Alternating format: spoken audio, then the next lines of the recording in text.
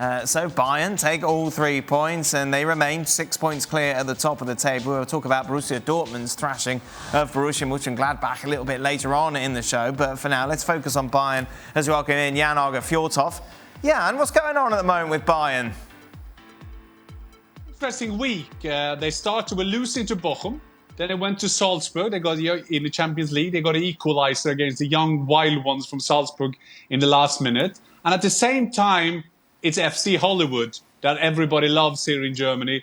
It's like when the old sopranos on the Muppet balcony start talking about the current or present leaders of the club. Meaning that Uli Hoeneß, who has been, he was a manager, he was a director he was 27, he resigned and they put in Oliver Kahn.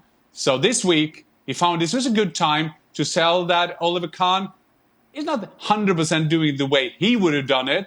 Surprise, surprise, Oliver Kahn is not Uli Hoeneß. And then we go again, and then they go into their fights, which we all love. And Uli Hoeneß, they can say whatever they want.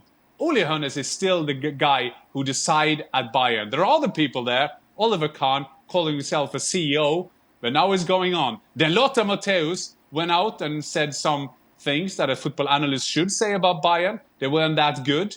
What did Salihamidzic, the sport director, say? I don't care what Lothar Matthäus says. What does he know about Bayern? Well, he played 150 games for Germany, won everything for Bayern. He's one of the best football experts around in Germany. But what does he know about Bayern? So now we're back to where we love it. And you can imagine today, I was in Dortmund, when they saw that Greuther Fürth was 1-0 up. Everybody was looking for it, but then, of course, they got Robert Lewandowski, and then things is sorted anyway. This drama off the pitch, Jan, it is nothing new.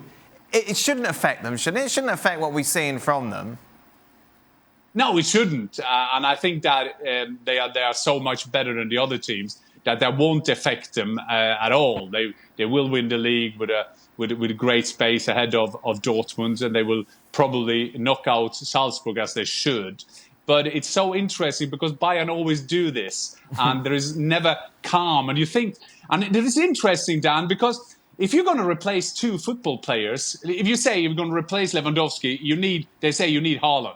Okay, so you replace a world star with another world star. But when Karl-Heinz Rummenigge and Uli Hoeneß left, they said, okay, Oliver Kahn, because you're Oliver Kahn, you will get in and you have 2 courses and you've been a football analyst.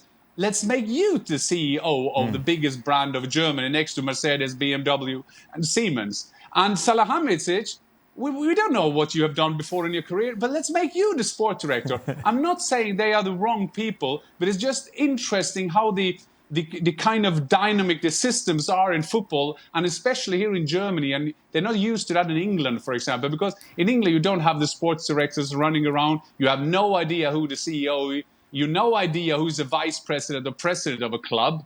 And that's why we have this theater and Hollywood that we all love, us loving German football. Hey, Stevie, it sounds like Oliver can't at the moment.